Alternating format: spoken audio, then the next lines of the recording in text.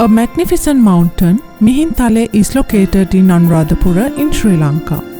Locals believe it is the meeting spot between King Devanampiyatissa, who initiated the existence of Buddhism in the country, and Mahinda, a Buddhist monk. This is now a sacred site for pilgrims and the setting for numerous religious monuments. According to ancient literature, King Devanampiyatissa met the monk Mahinda on a full moon day in June. He had travelled from India for this meeting to speak the Buddhist creed. This place is revered by the Buddhist, and moreover you will find Buddhist worshippers who make their way to Mihintale in the month of June.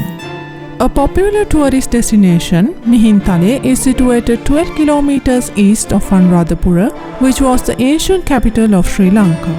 The mountain stands at 305 meters and consists of 1840 steps to get to the top. It is a difficult mountain to climb, but worth every minute you spend climbing it. Start your journey early in the morning. You will descend upon the memorable 68 caves, Mango Plateau, and Madhumarova Monastery.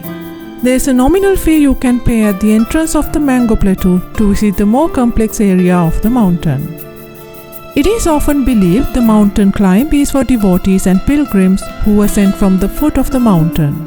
If you are a hiker or outdoor enthusiast, you will love this trek, and it will truly be one of the most memorable visits. The place is beautiful, calm, and almost mystical. You wouldn't want to leave too soon.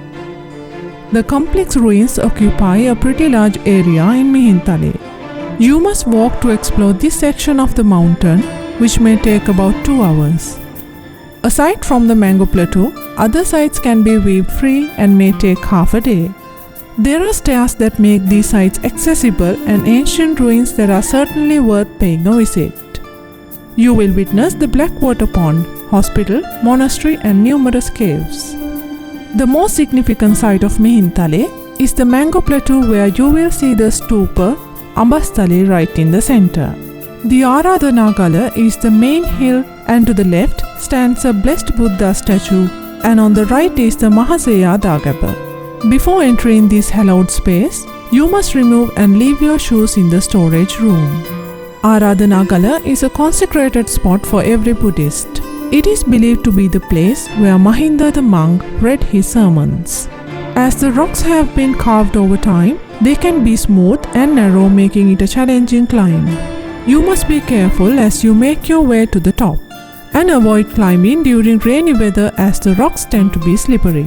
You will be rewarded with the most breathtaking views encompassing the mountain. The Anuradhapura is white in color and is the biggest temple in Mihintale. There's another shrine that pays respect to Mahinda the monk and is known as Mihintale. There's a small active temple halfway between these shrines, and visitors can enjoy the stunning views of the encircling countryside. The Arahat Mahinda cave was used by Mahinda for his dwelling, where he spent many long periods, particularly in the rainy season. This cave was gifted by King Devanampiyatissa to Mahinda. There are 2 rock boulders that make up the cave and have 2 openings on both sides. The cave bedroom has a distinct outline and flat surface, and it is believed that this smooth section was used as a bed by Mahinda. As you make your way to a large platform close to the upper parking, you will find the ruins of the Madhumarova Monastery.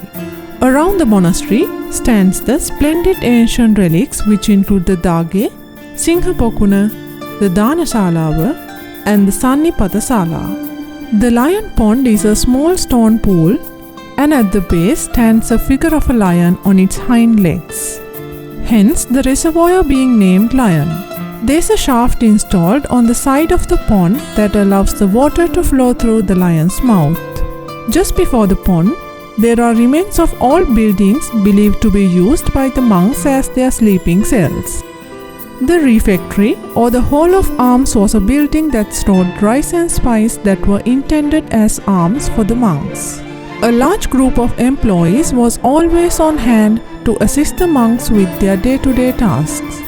The relic house is situated above the refectory and contains the ancient inscriptions of the duties and rules of conduct of local townsfolk.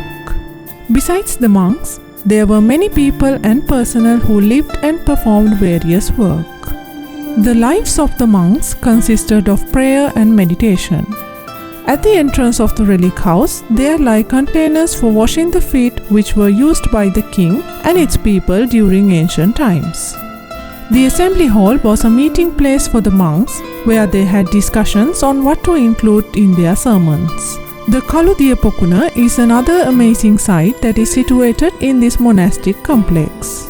This lovely water pond is 200 feet long and 70 feet wide.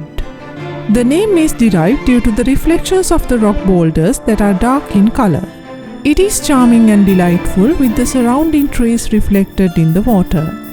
The glorified birthplace of Buddhism, Mihintale dazzles with impressive shrines, rich history, and striking caves stretch across forested hills that are usually filled with devout, white-clothed pilgrims who come to worship and be blessed. Moreover, photography enthusiasts will find these to be most amazing sights and sceneries to capture the perfect images for their travel collections. Mihintale is a must-see holy site for people and pilgrims in the country and all over the world.